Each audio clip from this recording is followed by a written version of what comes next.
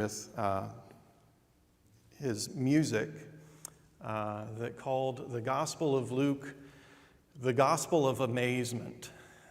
As we read through the Gospels, we see often the reactions of people, particularly to Christ, but also to other events that they experience. And in the Gospel of Luke in particular, there are 4 or 5 different words that are used that kind of fall into the same category: to marvel, to be amazed, to be in awe. One of them is even the Greek word for fear, and we can kind of capture that into some of those events. So at this point in the gospel, people have been amazed at the events surrounding Zechariah in chapter 1.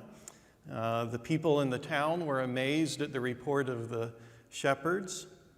People who heard Jesus as a boy explaining the scriptures in the temple were amazed to hear him speak. And then since that point, I believe there have been at least 2 instances of people hearing the adult Jesus in his ministry teaching and being amazed to hear him teach. This instance that we're going to look at today, this morning, is unique among them because it is the only instance in the Gospel of Luke where Jesus is amazed. The title, The Centurion's Marvelous Faith, might sound a little provocative. I think this story is a little provocative in that way, because if I asked us, how many of us have faith? How many of us believe in Jesus? Most hands would go up. And if I said, how many of you think your faith is amazing? I hope there's enough biblically educated humility that all our hands would go back down and we would say, I don't think I would say I'm the amazing one in this dynamic. There is one other instance. By the way, this story is shared also in the Gospel of Matthew. I believe it's chapter 8. But there is one other story in the Bible where Jesus was amazed at something. And I'm going to read that because it's quite a contrast. This is the beginning of Mark chapter 6. Jesus went out from there and came to his hometown, and his disciples followed him. When the Sabbath came, he began to teach in the synagogue, and the many listeners were astonished, saying, "Where did this man get these things? And what is this wisdom given to him, and such miracles as these performed by his hands? Is not this the carpenter, the son of Mary, and brothers of James and Joseph and Judas and Simon? Are not his sisters here with us?" And they took offense at him. You're a great teacher and somebody who performs miracles, and your response is to be offended. Jesus said to them, "A prophet is not without honor except in his hometown and among his own relatives and in his own household." And he could do no miracle except that he laid his hands on a few sick people and healed them. And he wondered, he marveled at their unbelief. So thankfully, we're not spending our time in that passage this morning. We're going to be in the other passage. I think it's interesting that of the 2 incidents where we're told that Jesus was amazed, one was of his own people in his own hometown, pointing out that he was amazed at their lack of faith, at their unbelief. And the only other instance is of a centurion, most likely a Roman, not a Jew, and he marveled at his faith or his belief. Now, my notes today are this. So my wife would probably tell you, before you get too heartened, not to worry whether I have many notes or whether I have few notes. You're probably not going to get out early. Sorry for that. But if it helps you take comfort, these are all my notes, and that's all I have in the text before me. Anything else is liable to be forgotten, and take hope in that. Maybe I'll forget a lot. But as we start this passage, you've heard the story already in your reading this morning. You know the events that happen. There's this centurion that has a slave that's dear to him, and the slave is sick to the point of dying, and he sends a messenger, or he sends the Jewish elders first to Jesus, and the Jewish elders deliver his appeal, "Please come heal my servant." And they tell him what the good things is that this man who is a foreigner to them, and maybe one who would not have been a natural candidate for the ministry of a Jewish healer and miracle worker, they explain, why should you pay attention to this man? And they point out that he loves the people of God and he loves the worship of God. This is probably what we would call a God-fearer in more scholarly terms. I'll explain a bit about that later. And Jesus goes with them, and while they're on their way, the centurion hears that Jesus is actually coming to his house, and he sends out friends to carry another message, and this message is, don't come into my house. I'm not worthy to have you here, but I know that all you have to do is speak the word, and my servant will be healed. And Jesus turns to those around him and says, look at this. And he marvels at this man's faith. And then the next thing we hear is that the centurion's servant was indeed healed. I'm going to go through this passage twice. The first one, well, that was the first time. The second time you've heard the story this morning. We'll go through it 2 more times. The first time I'm going to pick up on a lot of little signposts and details that make the story a little less relatable to us and try and bridge the gap of 2,000 years.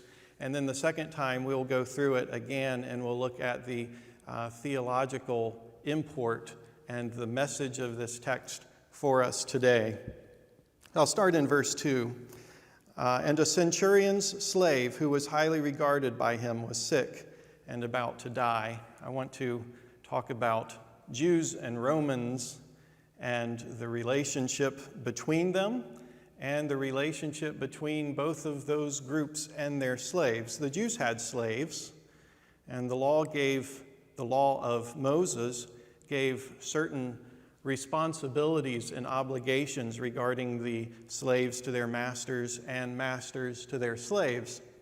The Roman situation was not quite that balanced. The Roman pagan theology, you could say, had multiple gods, and then some of you know the emperors were worshipped as gods as well. And each of the gods had their sphere that they were in charge of. So there were gods of the sea, and there were gods of harvests, and there were gods of particular provinces, and there were gods of particular cults of worship. And each of these gods operated within their own sphere. So say a farmer decided he was going to move to a coastal town and he was going to become a fisherman, then he would have to go to the temple and the oracle of his farmer god, or god of the harvests, and he would have to make an offering or a sacrifice there, and he would have to seek permission from the priest to be released to his obligation on a show of good faith through the sacrifice, in order to move his family to a coastal town and embark on fishing ventures. And this was common, that as you moved from one place to another, there would be sometimes a shift in loyalty from one god to another, from one occupation to another, or from one territory to another. The Jews were unique in this, in their belief in a single God who governed all and was known by name. There was a concept of this among the Romans due to the Greeks, going back to Socrates and Plato, of there being some unnamed God that was over all of the gods and was the creator of everything. And though while they may have had a altar built to this unknown God, nobody was really part of his cult per se, because they did not know his name, and therefore they did not see his oversight as being direct as their other gods were. So there was no cult to this unknown God, just an honorary monument given to him. And this theology worked its way through their culture. Now, we think about the relationship of Israel with its God, with Yahweh, And we understand it in terms of the notion of a covenant, where God makes this covenant with Israel, and he has certain commitments and promises to care for this people, and the people have certain obligations and responsibilities to him as well. And there's some mutuality there. However, the Roman gods did not have obligations to their subjects. So the offerings that were given to the gods were an attempt to please the gods, but not to meet a condition that would have obligated the gods to them. It was an attempt to please them, so maybe they'll look at us favorably and they'll treat us well, but they are under no obligation to treat us well. Unlike the kindness we see as part of the character and the covenant faithfulness of Yahweh, there was no such thing as a covenant faithfulness of a deity to whatever his sphere was underneath him. Obligation only ran one way, and that was for those under the charge of a particular deity to offer worship and whatever sacrifices were required by that god. That came down to emperors. So now emperors were in charge of a sphere. In one sense, their sphere was even larger territorially than any of the gods. And so the emperors came to be worshipped as gods in the Roman Empire. And you work down to families. Family law in Rome was very underdeveloped. They had an extremely well-developed law, but family law was very underdeveloped. Why? Because the father was the chief of everything that was underneath him. That was his sphere of control, and he had no obligations to them per se. It was whatever he determined they ought to do for him. And so he had the power of life and death over his wife, over his children, and over his slaves. There is an instance of a slave owner that was upset with the way a slave had dressed her hair and had her executed for that reason alone. And the law would not have interfered because that was his right. It leads to a great devaluation of human life. So the execution of slaves for trivial reasons, abortion and infanticide were very common in Roman society. It was very common that you would keep all of your male children unless they were deformed and only keep one of your daughters. There was the 12 tables. It was the first codification of Roman law. Actually had a requirement in it that makes sense in this tier of responsibility, that for any father who had a child born to him that was deformed, the child ought to be abandoned or put to death. The reason was there's no responsibility of anyone in charge of this life to the life. That life is alone responsible to the father, and the father is responsible to the society or the government above him. And a child like that, whatever the love of the parents, would be a burden upon the society. And therefore, in fulfilling his obligation to allow his interests and responsibilities fulfilled to the society, he should remove distractions like a child that was going to be an unusual burden as one with a deformity or disability. And that was the world that this story happens in. So we find a centurion who has particular regard for his servants, and this one particularly was dear to him. He also shows himself better than the Gentile culture by his position as a centurion with relation to the Hebrew people. So we see a lot of thought going on today about the relation of police forces to the communities that they serve, and we see a contrast between different attitudes there. These are occupiers. In this case, the centurion would be originally somebody that was in charge of 100 men in the Roman army. By this time, the number was variable, but he was a a Roman soldier that had been given charge of a company of men. And they dwelled in particular regions that were conquered or occupied or under the control of the Roman Empire, and the Jewish state was one of them. He was not an elected official. He didn't need to try and win the favor of those around him.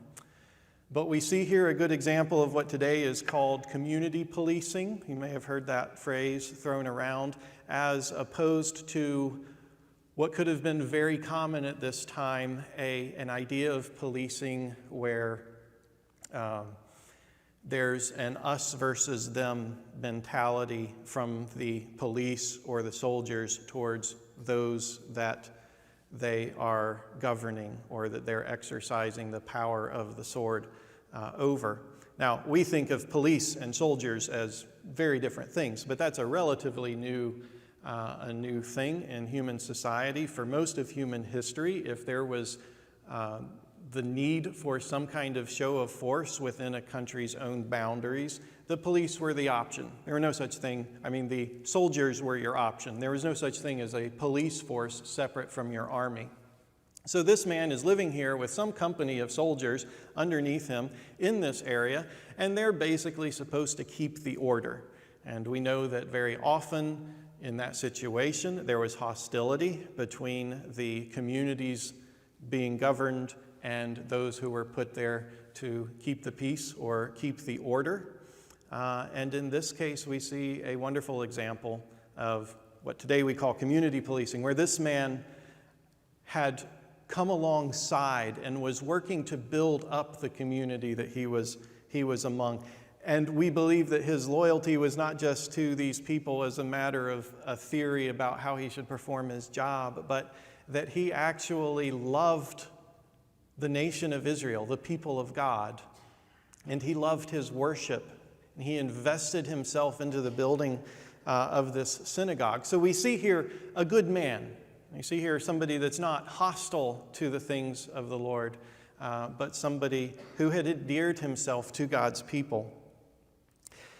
He brings this request to the elders, having heard about this miracle worker who performed healings, and said, "Can you appeal to him to come and heal my servant?"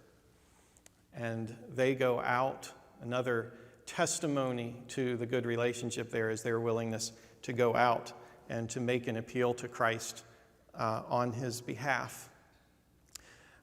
They don't seem, sometimes we get used to reading the Gospels and we think of the Jewish elders as always being hostile and the bad guy. They're not bad guys in this story. Their theology is a little bit off, and we'll talk about that, but they aren't bad people. In fact, they show the same kind of openness to this Gentile that many Jews would have withheld from any Gentiles as just a matter of principle. They show the same kind of openness to this Gentile as he, as a centurion, showed to them as those under his authority, and to his servant as one under his rule. And so they also give a good report of the way things were out in the country of Israel. The elders come, they mention these things that he's done, and then the NASB has a bit of an awkward phrase here. Now Jesus started on his way with them. And if you have any other translation at all, it probably says, "And Jesus went with them." It may say, "So Jesus went with them," or "Now Jesus went with them," or "Then Jesus went with them." But it's a simple phrase, the same way we would say it if we were telling the story. Jesus went with them. I'm not sure why the NASB puts this kind of awkward, "Now Jesus started on his way with them."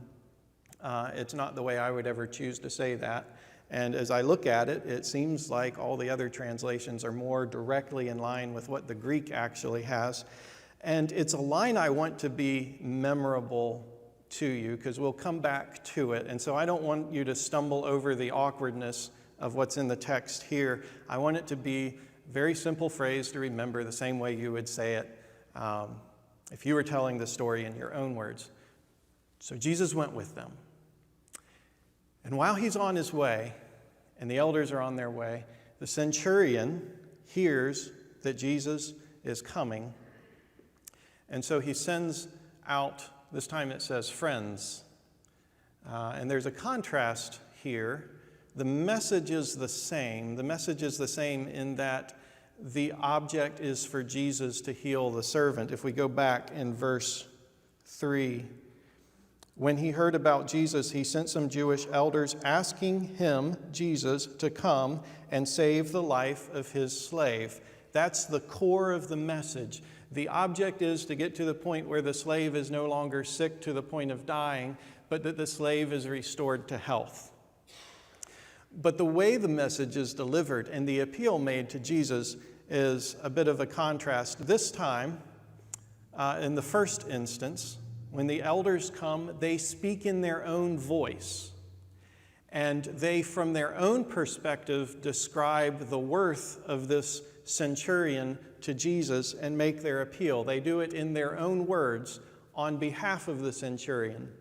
But when the friends come, you'll notice that the words change. Jesus started on their way with them, and when he was not far from the house, the centurion sent friends, saying to him, Lord, do not trouble yourself further, for I am not worthy. You notice the I there is in the voice, not of the friends who are delivering the message, but in the centurion who is still back home.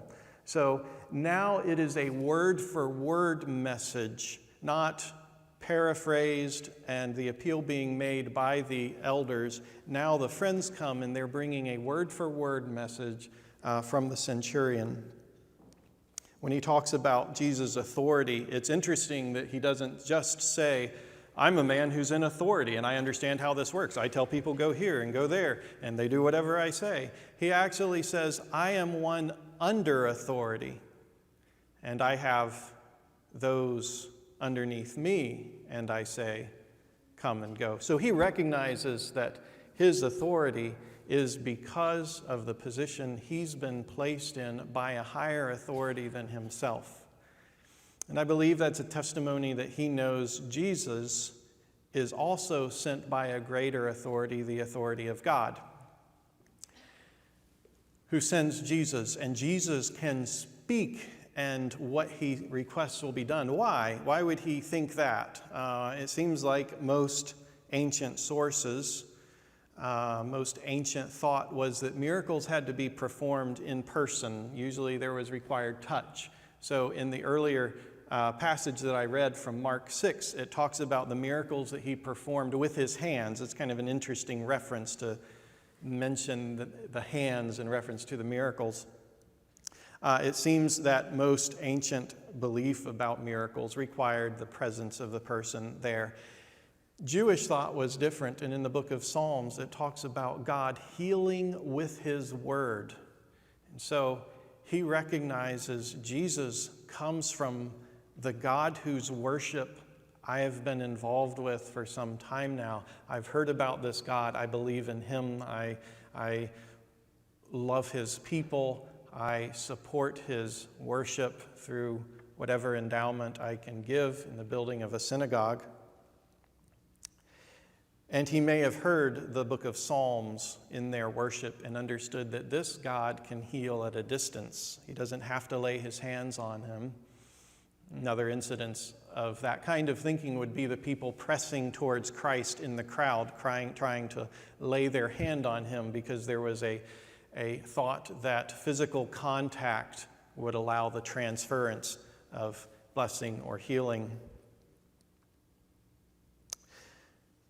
So he points to Christ's authority to merely speak the word. Doesn't even have to be present. Doesn't need to come into his house and see the servant. This centurion never even meets Jesus in person.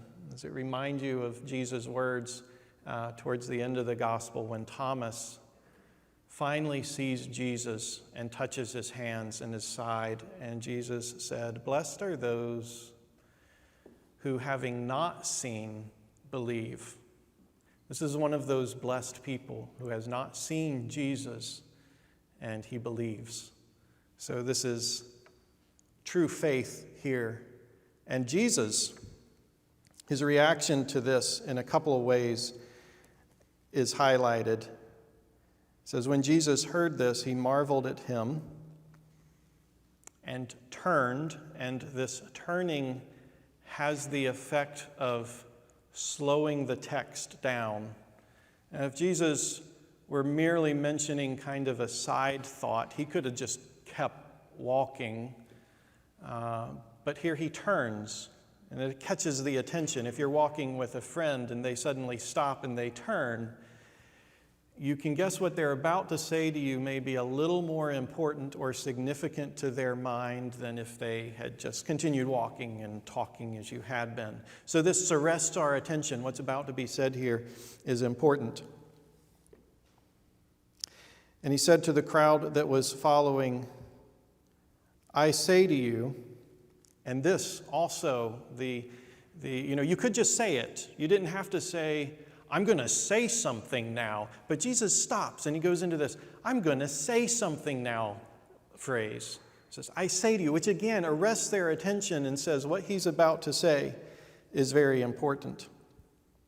Not even in Israel have I found such great faith. When those who had been sent returned home, they found the slave in good health. I think it's interesting. This reads like another miracle story. Read the miracle stories, the healing stories, and usually what is highlighted is the miracle.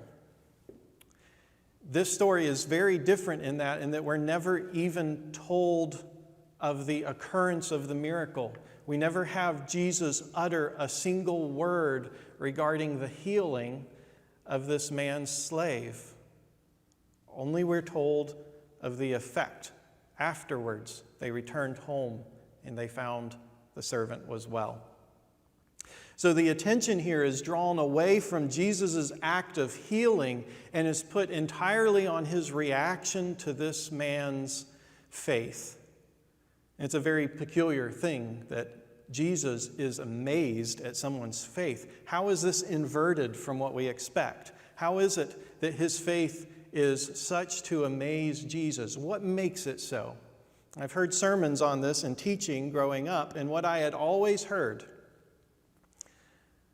what I had always been taught was that what made his faith amazing was his recognition that Jesus could heal at a distance, that the discussion of authority and the ability to say, do this and do that, and people will do it, being attributed to Jesus having that kind of ability over the power of sickness and death, as we would see in the next story, is such a great faith that Jesus was amazed by that kind of faith. Or maybe that it's to find that kind of faith among a Gentile, or perhaps it's the recognition that Jesus was in that kind of connection with the Father. But to believe that he was sent of the Father seems to have been the conviction of the Jewish elders who also went out to heal him. And the idea of being able to heal at a distance was common to all who would have known the book of Psalms, which would have been repeated over and over in Jewish worship. So I don't think that's it. Besides, if that's it, all we really need of this story are the last couple verses, maybe the first verse and the last couple. But there's the rest of this story going on here, and I want to go back through one more time and look at the request that's made, because I think the key to understanding what makes his faith marvelous is something else, and it's something that'll make the application much truer of us. We probably don't have any problem believing that Gentiles can have faith in God, even a robust biblical faith. That would be most or all of us. We probably don't have difficulty believing that God can heal at a distance by merely speaking the word. We don't have, either we just defaulted our way very easily right into a faith that Jesus marvels at, or this passage isn't really all that applicable to us. We're going to look at it in a different light, and hopefully we'll see that even for us to have this kind of faith would be a kind of surprising thing, that we struggle to attain to this level of faith. So let's look at the Jewish elders' response, or request, as they phrase it. The Jewish elders come to Jesus and they say, after they explain what they want, they say of the centurion, "He is worthy for you to grant this to him, for he loves our nation, and it was he who built us our synagogue."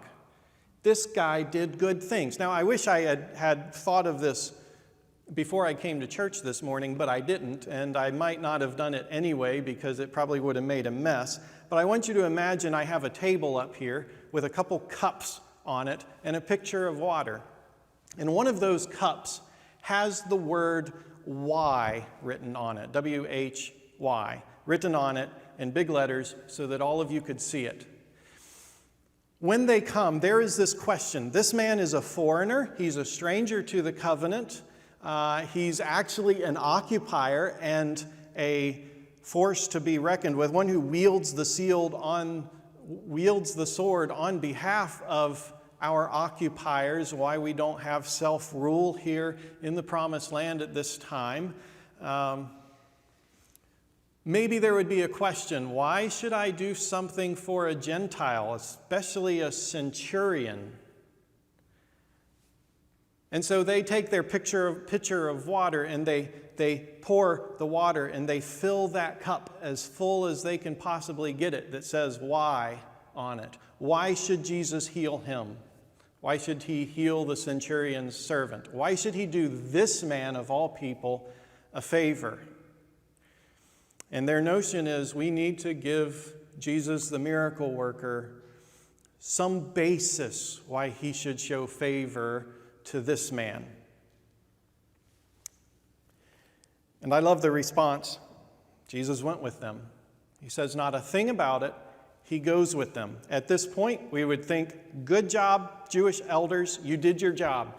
You convinced Jesus to come. You made the appeal and it worked.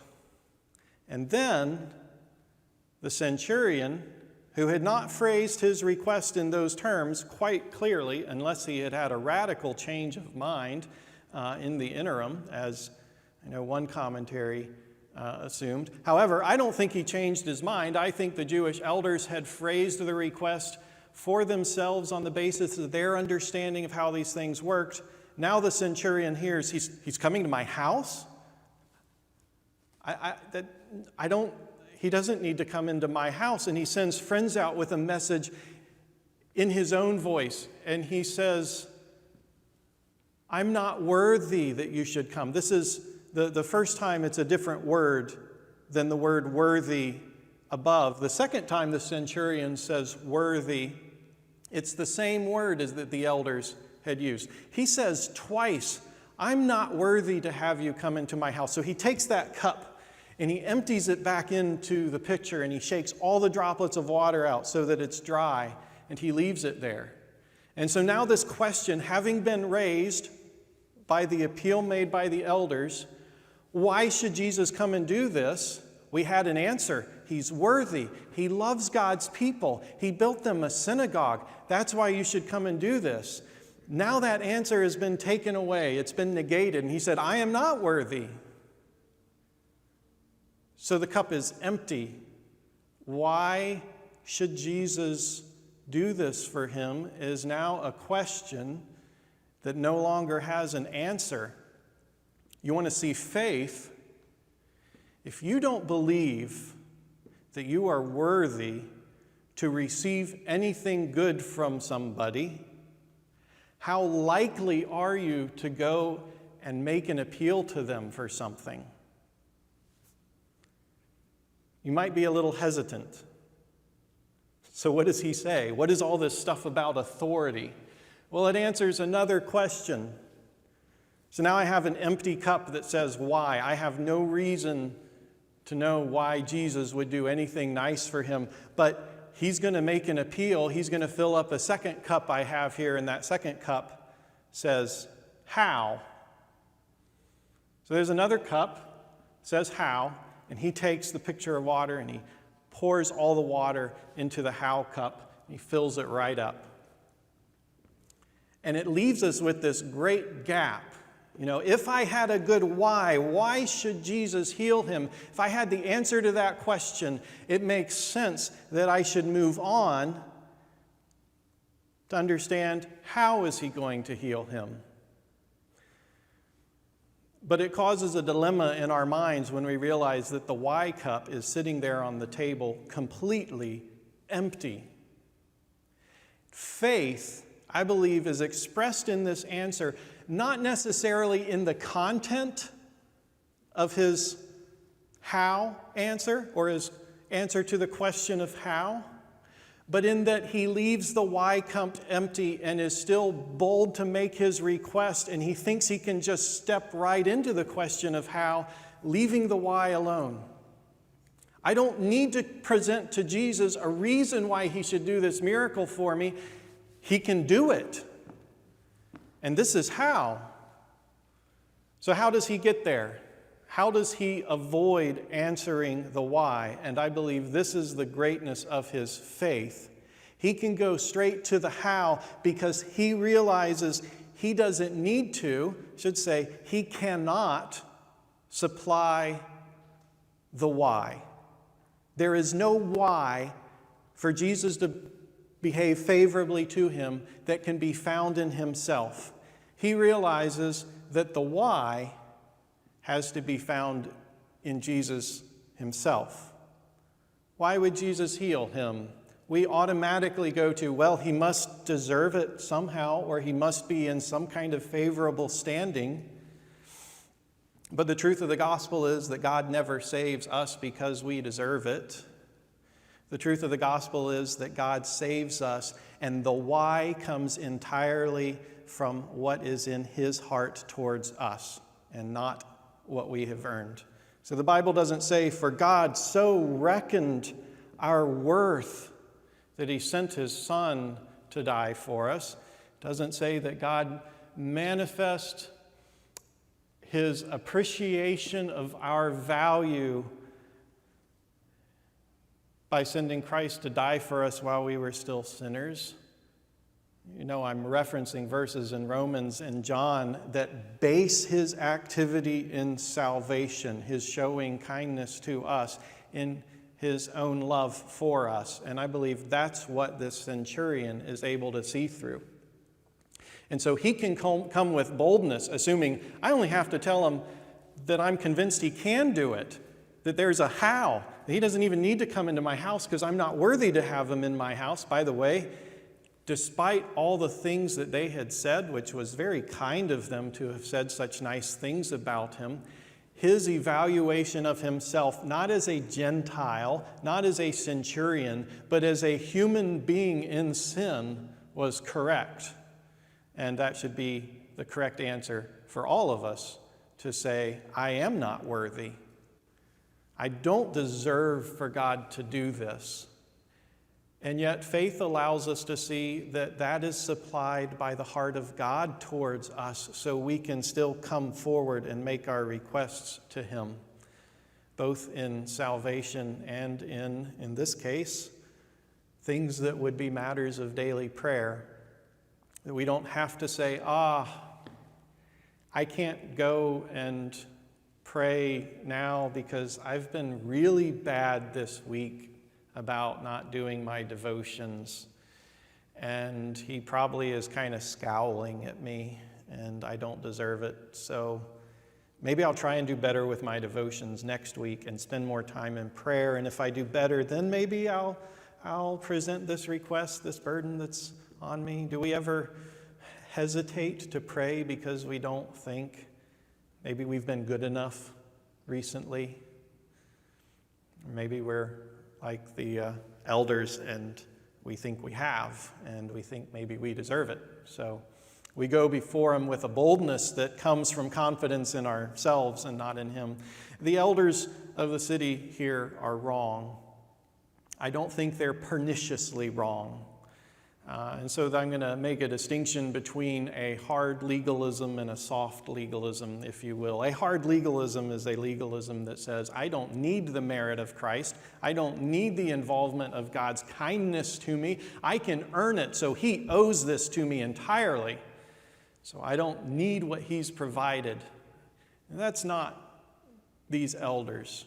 The centurion realizes his dilemma is nothing he can meet. And he goes to the elders realizing that this isn't something they even profess to be able to address.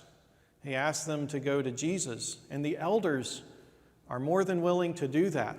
They are not elders, as we see elsewhere, who are afraid of Jesus and repulsed by him and threatened by him or plotting against him. These men come out with a somewhat wrong theology, thinking that the centurion needs to merit to some degree the grace of God, but recognizing that he is still dependent upon the grace of God. And so I think the legalism we see in them is a legalism that we feel in our own hearts, or we struggle with in our own hearts, more often than the calloused kind that turns people away from seeking the grace of God and cause them to be the enemies of Christ. So there's this soft legalism we deal with where we feel like our spiritual performance is a contingent, is a condition for Jesus to show us grace or kindness or favor or answer our prayers.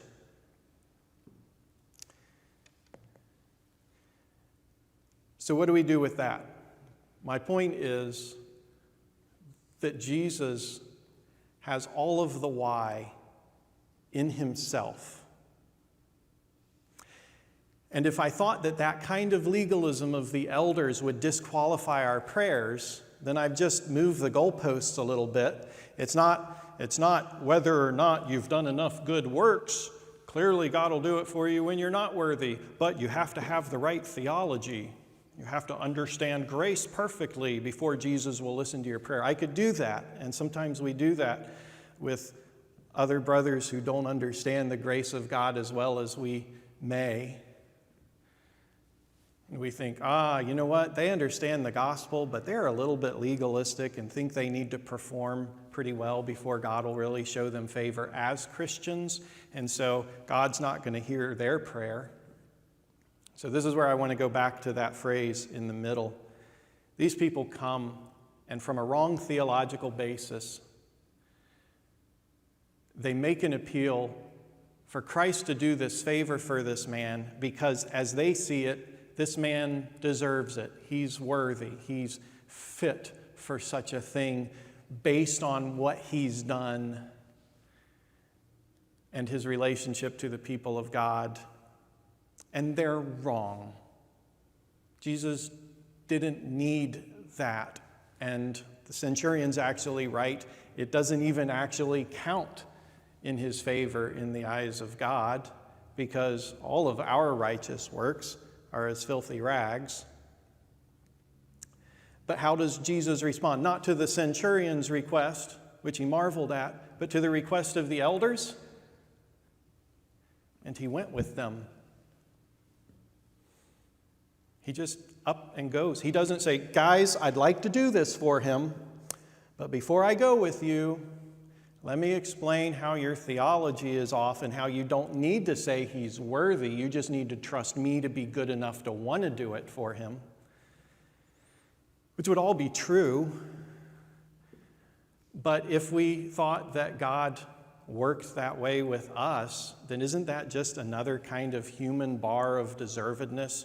Now it's not I have to have deserving actions, but I have to have a deserving theology. We've already covered, you might have had the attitude that you have to be the deserving kind of person ethnically. This person's not the deserving kind of person ethnically. This person's appears to their eyes to be deserving as far as his actions go. However, we look at the elders and we think maybe their request is theologically askew enough that Jesus would be like, nope, I don't listen to prayers like that. And it's a grace to us who struggle with this kind of soft legalism to realize that even when we approach God thinking, I hope I've been good enough, that the response we get from God is so gracious, He doesn't even need every single time to correct our prayers and our false theology before He'll respond to us in His grace. And so there's even hope for us in our brokenness. Now, the appeal is try to become like the centurion and purge those kinds of I need to deserve it thoughts out of our minds. But there's hope for us until we get there, that the reason He responds well to us is because He's good. I love what Pastor Saunders said towards the end of last year. He preached on Luke 18. And he said, this is the story of the two people that came with their prayers, the Pharisee and the publican. And the publican was humble and prostrated himself before the Lord. And the Pharisee was arrogant and proud and said, I thank you that you haven't made me like this guy. And Pastor Saunders said, you cannot pad your resume with God. I don't know if any of you remember him saying that, but I wrote that as a little note in my Bible, and it's charming and it's true. We can't pad our resume with God, and so best not to even try. I have a little bit of time. I want to look back. This is addressed in Jesus' teaching. This story starts with a reference to Jesus finishing his teaching. So we're going to go back and we're going to look at a little bit of that teaching and dig just a little bit further and present some things for you to explore on your own. Go back to chapter 6. In verse 27, I'll read from there and make a few comments along the way. But I say to you who hear, love your enemies. Do good to those who hate you. This is not just foreigners and centurions who have been kind to you, but now we're talking about people who hate you and who are your enemies. Bless those who curse you. Pray for those who mistreat you. Whoever hits you on the cheek, offer him the other also. And whoever takes away your coat, do not withhold your shirt from him either. Give to everyone who asks you. Jesus was asked for something. He was asked twice, and his response was simply to give. And Jesus went with them. Give to everyone who asks of you, and whoever takes away what is yours, do not demand it back. Treat others the same way you want them to treat you. If you love those who love you, what credit is that to you? For even sinners love those who love them. If you do good to those who do good to you, what credit is that to you? For even sinners do the same. If you lend to those from whom you expect to receive, what credit is that to you? Even sinners lend to sinners in order to receive back the same amount. But love your enemies and do good and lend, expecting nothing in return, and your reward will be great. And you will be the sons of the Most High. I believe the importance of the word sons here is that by doing that, you will look like his descendants. People will see, facial resemblance here. They'll look at your actions, and those will be the same actions that they see of the Father. For he himself is kind to ungrateful and evil men, not just to good men who recognize that they're actually unworthy, but he is kind even to those who never give thanks and those who are evil. And then it says, be merciful, which, as we've seen, includes the idea of showing kindness, just as your Father is merciful. So this story of Jesus' reaction to the centurion is a working out of his teaching here in the previous chapter. In fact, if you really want to drive the point home and receive a warning about, maybe it's okay, maybe we can trust to the heart of God, even though we struggle with that kind of soft legalism. But if you want to make a stronger appeal to avoid that kind of legalism, as much as we can, as I apply these verses, if I approach God thinking that the way he behaves is to give only when he receives in return. In other words, I'll heal you because you built me a synagogue and you love my people. Then we're basically saying to God, you're no better than a sinner, because that's the way sinners behave. And there's a world apart between God, who gives, asking nothing back, and this passage in chapter 6 tells us to behave the same way, and sinners, whose giving is always done with the assumption that they will receive the same amount back in return. And so if we take what sinners do and we approach God on the assumption that he works the same way, just as God makes his appeal to us not to do that because then we'd be no better than sinners, then if we approach God on that kind of basis, we're saying of God, you're just like a sinner. And we have made God out to be like the Roman and pagan deities who always acted in self-interest when they could receive back in kind. They made them into the image of their own sinful hearts. So we serve a God who is not like that. We serve a God who is gracious and kind and willing to answer our prayers, because all the goodness needed to deserve that is bound up in his heart towards us. So we can come before him as unworthy and still be bold as this centurion was to say, God, I'm not worthy, but you can do this for me because you have the power. And somebody hearing our prayer might think, if you're not worthy, why are you asking? You got to make a case for why you deserve it, right? But that's not the God we serve.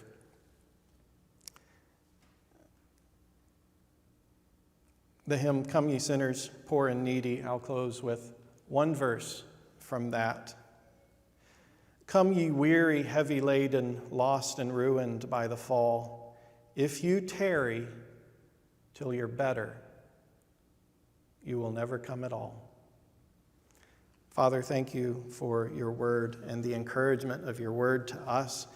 Inspire us to greater faith and to see your goodness and how your goodness overcomes all of our lack of merit, and that it's in your heart to do us good, not when we deserve it, but recognizing that we don't, and that in spite of that, in spite of our recognition of our lack of worth, we can come to you with boldness and confidence because our merit is found in Christ and in your love towards us, undeserved, but emboldening and encouraging to our hearts. In Jesus' name.